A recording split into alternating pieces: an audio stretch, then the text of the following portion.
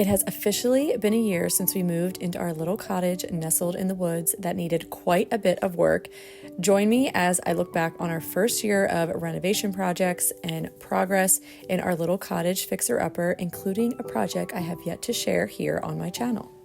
Hello friends, I am so excited to walk down memory lane with you today. It has officially been a year since we moved into the cottage, technically a year and a half since we bought it and have been working on it. So since we've kind of hit this milestone, I thought that I would sit down and just kind of walk through and share with you guys all of the projects that we have completed so far in this house, because I actually haven't shared all of it yet.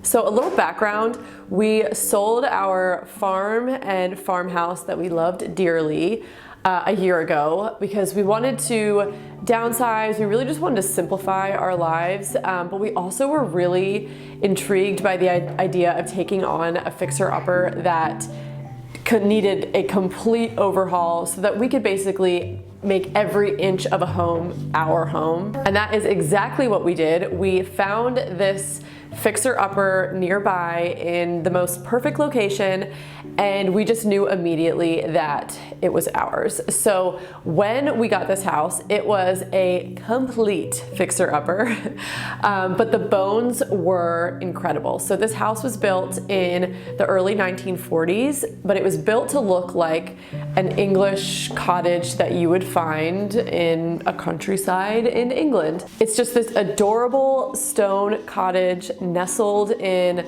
the countryside outside of Philadelphia here in the woods, and it is just a total gem, but it did need a lot of TLC. So we got this house for an absolute steal. It was definitely like the worst house on the best block kind of situation, but it did need a lot of work, and not just, you know, the fact that everything was outdated and everything cosmetic needed to be brought up to, you know, current day, but also so much of the, you know, not so fun stuff in the house needed to be replaced or redone as well. So let's start there. Let's get the not so fun stuff out of the way. This is one of those things where if you're buying a fixer-upper and you're looking at the home, you're probably, if you're anything like me, you're probably really just thinking about all the ways you're going to redo it and make it beautiful and renovate, which is all fine and good and lots of fun. But if you're buying a fixer-upper, there's most likely going to be a lot of expensive, not so exciting updates that you will have to do as well. Now, everything that we have done so far, we knew up front that we were going to have to redo in this house. So nothing was a surprise. We knew what we were taking on, but again, it's just not exactly like a fun purchase. So for example, we updated all of the electrical in the house before we moved in. It was knob and tube. There are a lot of homes in our area because here on the East Coast, there are a lot of older homes. There's a lot of older homes that still have knob and tube, and technically you can keep it and you technically don't have to redo it.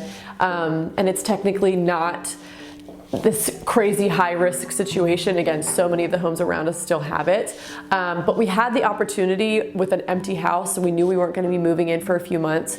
We knew that we had the opportunity to update it, and it is safer, and just with little kids in the house, we decided to go for it. So we updated all the electrical, which was quite the undertaking. It's certainly something we would not have ever wanted to do if we were living here, because they were opening up walls all through the house. It was very extensive, but we are so glad that we did it. Probably the least sexy and least exciting update that we have done here at the cottage is we had to get a new septic system, and we knew moving in that that was going to happen. We had an old original cesspool that was basically like grandfathered in, and whenever the house was next sold, basically it was going to fall on the new owner had to update it. So luckily that was us. So we had to put in a new septic system, which again, moving in, we knew that this expense was coming. We knew that it was kind of part of the deal. But one thing that I was completely unaware of was just how extensive getting a new septic system is.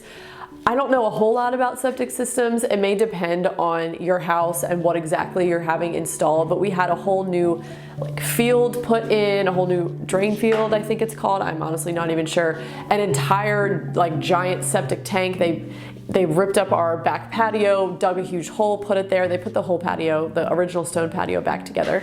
But it was very extensive, and our entire backyard was ripped up. Like, I'm talking mountains of dirt, huge machinery back there. I was just not prepared for how big of a project that was. I knew that they were gonna be digging, but I didn't realize our entire backyard was gonna be upended. So the one unexpected thing that kind of came up was, because of the septic situation, we had to basically redo our entire backyard and like reseed it for grass because it had rained. There was like ravines going through. There was huge rocks. It was just a complete mess. So that kind of had to be redone. We had to have a landscape, person come out and redo the whole backyard, reseed it, and we're in the process right now of still trying to grow back all of the grass. So that's been fun. The last big thing that had to be updated, and this is not necessarily a not fun purchase.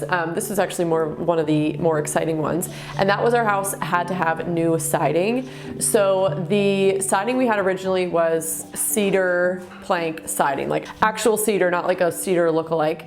And it was, I'm not totally sure when it was put on the house, but it was definitely fairly original, if not has been here the whole time. It was beautiful and I loved it. It was like rustic and just, it was beautiful, but it did have a lot of wear and tear. It was not in great shape, and there was actually one section that was completely rotted out, and we actually started getting water in the house. So we knew eventually we were going to redo the siding because it was not in great shape, but we didn't think we were going to be necessarily doing it now. So that project kind of got moved up to the top of the list, and we completed that. So the fun part was we got to pick out a totally different color, kind of whatever we wanted to do. And I ended up going with like a cedar look-alike siding. It's actually vinyl, which I did not want to put vinyl on this house. But when I found this particular line, it's by Certainteed and it's their Certa plank. It actually looked very close to the cedar planks that we had, and I loved that it just would never need to be painted again. It was never gonna need maintenance. Our house was gonna be watertight. So I decided to go with that, and I am very pleased with it. I really love the way that it looks. It truly does look like cedar. And we actually had, like some of our neighbors have asked if it was like fiber cement board or if it was cedar, but it was neither of those things. It's actually technically vinyl. The only drawback that I didn't like about it was there was very few color choices, and I wanted to go with a lighter color. I was hoping for like a very creamy off-white because I thought that would just match all the stone on the house really well, but that just wasn't available. It was more of a brighter white, which it's one of those things where it's like, how much am I gonna split hairs? It's like, you can't have everything be perfect, but it also is like a really big purchase and a big investment, and one that's going to stay there forever. So, or at least it can, since it's vinyl. So, wasn't 100% pleased with the tone of the actual like shade of the white, but again, it turned out beautifully. It's watertight, and I do think it looks really nice. So now we can talk about everything we've done on the inside. The inside of the house is almost done as far as renovations go. Still a lot more decorating and painting and things that I want to do to actually like bring the house to life, but majority of the renovation is complete inside. Everything else is just going to be exterior from here on out. So the very first thing that we started working on, and I have shared this with you guys, but I'll walk you through it, is our kitchen. So the kitchen is actually on the very bottom floor. It's kind of a different layout of a house, and it is connected to this room, which I'm sitting right in right now, which is the dining room. Now, originally these were two separate rooms. There's a staircase in the middle, and there were just two doorways. So there was a staircase down, there was a dining room here, and then there was a kitchen here, and they were completely separate. So one of the first things that we did when we bought the house was we started ripping out the kitchen. Everything was outdated and needed to be redone anyway, but we wanted to also open up to make this one big kind of continuous space. I'm not opposed to separate rooms, and I actually kind of like that. Our last house was like that, and I actually really liked the separation of the family room and the kitchen. It just made it really cozy, and it's very much in line with an older home. But these rooms were just so tight, and this skinny little hallway in the middle just didn't make any sense. And it just made a lot more sense to have this be one space. So we opened it all up. We took two-ish walls out, not complete walls, but we took a lot of the wall out. which was a big project in itself. And then we completely redid the kitchen. So we did all new flooring because we had two totally different flooring situations between the two rooms, neither of which I liked. So we did all new flooring. We put beadboard on the walls. We did new cabinetry, new countertops. I wallpapered, we exposed the ceiling beams. We have like an old antique table for our island, and it's just absolutely beautiful. I love the way that it turned out. It's very cottage inspired, and I think I did an okay job with trying to bring that vision to life. And I do have an entire video that walks you through the full kitchen tour with all the before and afters. Everything that I use is linked, all the paint colors and everything like that. So I will link that video down below for you. The next big project that we took on was the room that is right off of the kitchen.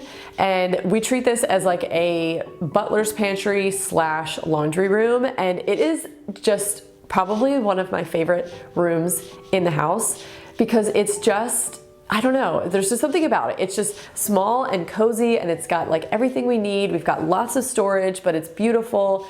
And I just absolutely love this room. And it's probably my favorite, really, because just the insane transformation, what the room originally looked like to what it looks like now, you just can't even recognize it. So it was hands down the ugliest room in the house, and it was just this kind of faded butter yellow with really dirty, exposed, half-painted stone, and these like old kind of handmade shelves, which were fine for storage, but you know.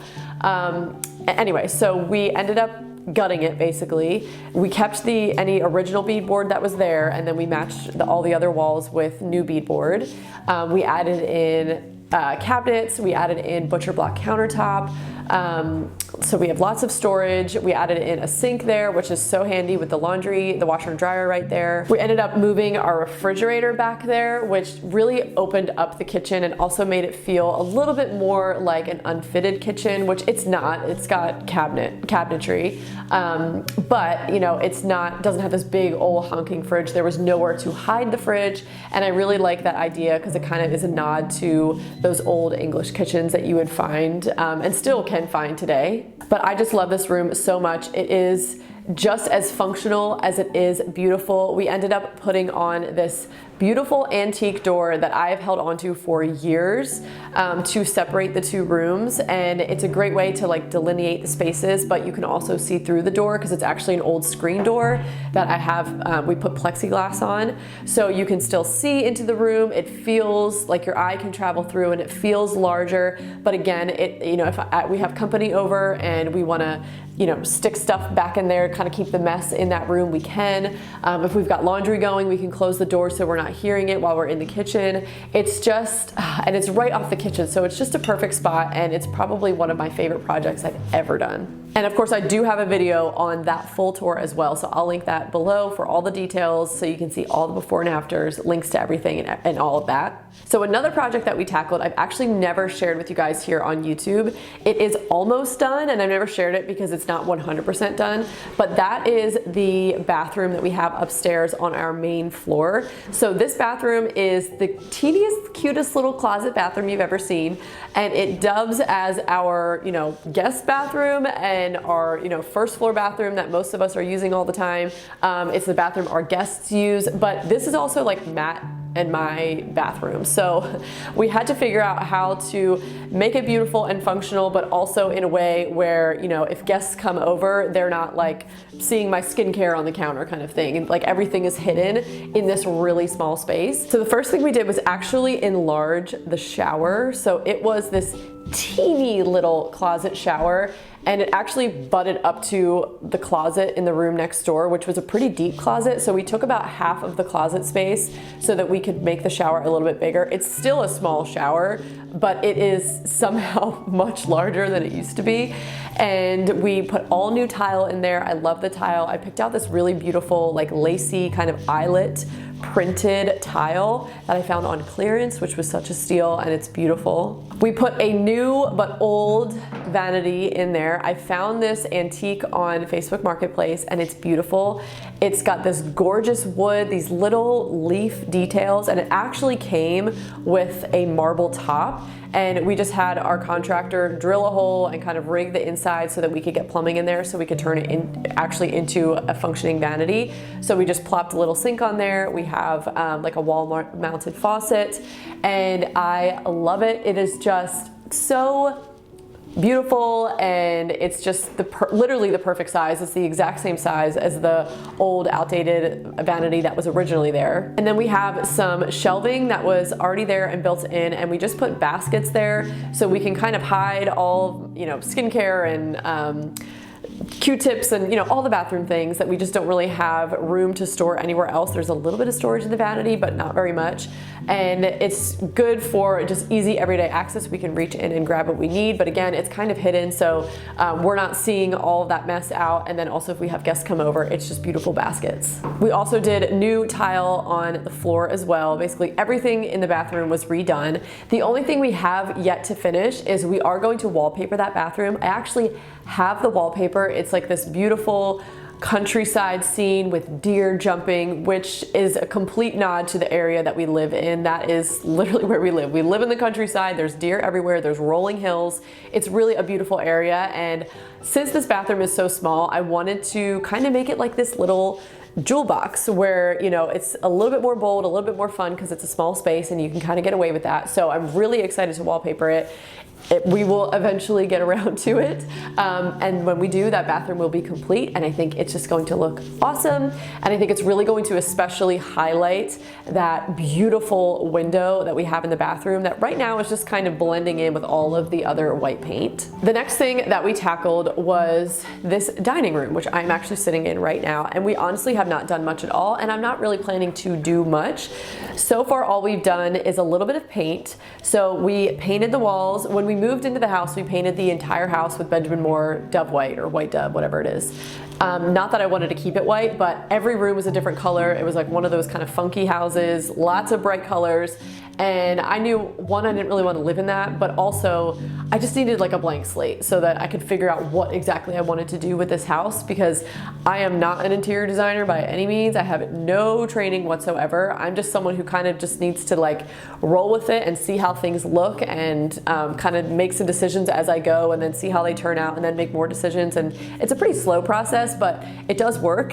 So we painted everything white, and I knew I didn't want to keep this room white. So in the kitchen, we have a mixture of wallpaper and then painted beadboard. The wallpaper is like, has a lot of green. It's got these like kind of pink taupey colored flowers, and then our beadboard is painted. It's gallery buffed by Benjamin Moore, and it's a very taupey tan color with a pink undertone. So I knew I wanted to paint this room as well, and I knew that I probably wanted to do green because green is probably hands down my favorite color to use in like decorating. It's just so calming, it's so beautiful, it just feels like kind of nature's coming in. We are literally in the woods, so we're surrounded by trees, and I just love, you know, using colors of nature. So this is softened green. This is actually by Sherwin-Williams, and it's this beautiful, soft, kind of a warm green color, and I love it. I was afraid that when we painted it, it was going to look too dark in here because there isn't a whole lot of space, or there isn't a whole lot of natural light because we are on the lowest level. But I don't feel that way at all. I love it. It actually feels bigger, which usually when you go a little bit darker, it feels smaller. But I think because your eye is just more drawn to the walls instead of just getting lost in all the white, it actually made the room feel bigger. So the ceiling, we kept that creamy white dove color. We have exposed beams up there, which unfortunately were already painted when we moved in. So we just, you know, kept the paint. And then the only other thing we did was paint the fireplace that is behind me. It was just this really kind of sad, dirty looking yellowy beige color, and I knew I didn't want to keep that, but I also didn't really know what color I wanted to do. This color is fine for now. I honestly don't really love it. I don't love white painted brick. It feels very like modern farmhouse, which this house is not, but the walls are kind of already a bold color, so We painted it that, and it's fine. I might keep it like that forever. I might change it. Again, I like to make decisions kind of as I go. And then the only other thing that I really want to do in this room is this window behind me. I want to do a big gallery wall. I want to put plates up on the top of the wall. I want to put lots of paintings, and I have been slowly collecting art. I'm trying not to do it all at once because I really want to only get things I love. So that takes a long time. So I've been literally for probably like 3 to 6 months slowly collecting art, and I'm not even close, I think, to having everything I need. But one day we're gonna just completely like deck this wall out with art and plates, and it's just gonna be such a beautiful feature wall. When you look in from the kitchen, that's what you're gonna see, and I cannot wait. Oh my God, there's a stink bug on me! Oh. Did you see that crawling? I'm gonna be literally dead if you could just casually see him crawling on me the whole time I was just chatting away. Ooh, moving on. And then the last project we have tackled so far since living here is the family room, or at least we've actually started it. It's very much in progress right now. Matt is actually upstairs literally painting as I'm filming this video. So what we're doing is just adding a bunch of trim and painting, which is a really budget-friendly way to make a statement in a room. So we are doing chair molding throughout, which is already on, and then on the lower half of the wall, we're gonna do picture molding all the way around, which we haven't done yet. And then we're painting. So all the trim and then that lower half of the wall is getting painted. The color is Quincy Tan by Benjamin Moore, and it is so good. It is this really creamy, rich khaki tan color with a green undertone. Everything in my house is mostly green or has green undertones. It just brings a lot of like sophistication to the room. The windows and like the beautiful original trim is just absolutely popping with this paint on it now, and it just looks absolutely gorgeous. So that's what we're doing in there. Pretty simple project, but again, makes a big payoff. And then lastly, I just need to get a lot of art up on the walls in there. I've got one really big blank wall that I need to figure out what I want to put there, but definitely want to get some arts and maybe like art and maybe some candlesticks or something up there to decorate. But first step is to get all that trim on and paint it to make that room really pop and also feel really cozy at the same time. Woo! Okay, so that's everything we have done in the last year, or really year and a half, I should say. And boy, has it been an adventure, but I have absolutely loved taking on a fixer-upper.